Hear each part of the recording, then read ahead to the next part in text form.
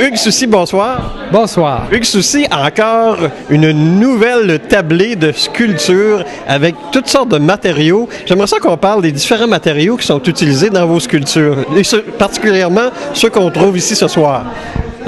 Comme on est au musée minéralogique de Thetford Mines, alors j'ai porté attention au fait de travailler avec de la pierre.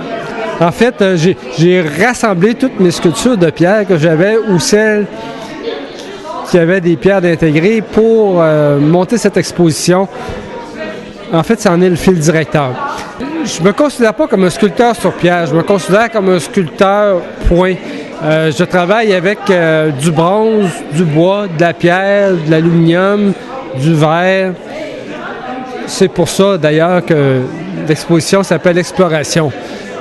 J'aime explorer les différents matériaux et j'aime explorer les formes, d'où exploration. Et une chose qui est particulière, qu'on remarque dans vos œuvres, c'est qu'il y en a qui n'ont pas d'âge. On dirait qu'ils nous arrivent tout droit des dieux de l'Olympe et d'autres sortis d'un film de science-fiction. Qu'est-ce qui vous inspire à créer des pièces comme ça? Grosse question, ça. En fait, je vais quand même te répondre. Moi, j'aime beaucoup travailler les pièces abstraites. Justement, je pense que tu as répondu un petit peu au pourquoi de ça. C'est que quand on fait une pièce abstraite, ça laisse place à l'imagination pour l'observateur. Alors, celui qui regarde, lui a son univers à lui et il va contribuer à la pièce de cette manière-là, dans le sens que pour lui, ça va le rejoindre, mais peut-être pas à la même place que toi, tu penserais le rejoindre, mais c'est pas important. Ça l'amène à créer avec la pièce, à imaginer des choses avec la pièce. Ça, c'est quelque chose que j'aime beaucoup en sculpture. Et bien sûr, j'ai des petites tendances un peu, je vous dirais, science-fiction, historique, mythologique, puis aussi bien terre à terre des fois. Je fais quand même des pièces figuratives, quoique c'est pas vraiment l'objet de notre exposition aussi, mais il y en a. À quel endroit on peut retrouver vos pièces? Bon, ici, on est à Thetford Mines, mais est-ce qu'il y a d'autres galeries ou d'autres endroits ou d'autres expositions qu'on peut retrouver de vos pièces? Principalement, moi, je vais faire des expositions un peu itinérantes, là, comme des symposiums. Prochainement, je vais être à Victoriaville, mais sinon, cela dit, bien sûr, il y a chez moi, à Saint-Étienne, dans le Grand Lévis. Et je suis représenté par la Galerie d'art Le Vieillard à Alma, au Lac-Saint-Jean, qui est une superbe galerie où j'ai beaucoup de pièces. Je vous dirais que j'ai peut-être une vingtaine de pièces en galerie, ce qui est exceptionnel.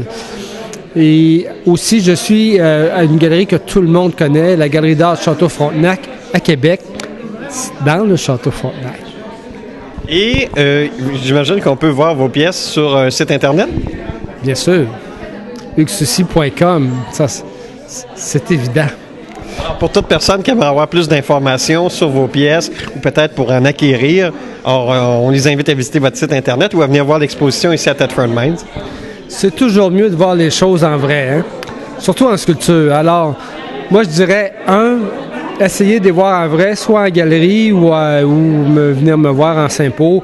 Et bien sûr ici, parce que je dois vous dire que l'exposition qui a lieu présentement au Musée de minéralogie est l'exposition la plus importante que j'ai faite à ce jour. J'ai quand même peut-être 35 ans d'expérience derrière la cravate et c'est très représentatif de tout mon cheminement, comme tu as pu voir. Et puis aussi, c'est très représentatif de tous les matériaux que j'utilise.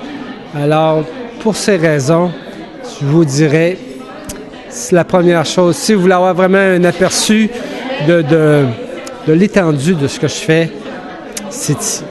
Alors, Hugues Soucy, on vous souhaite une belle exposition et merci de nous avoir accordé l'entrevue. Merci à vous.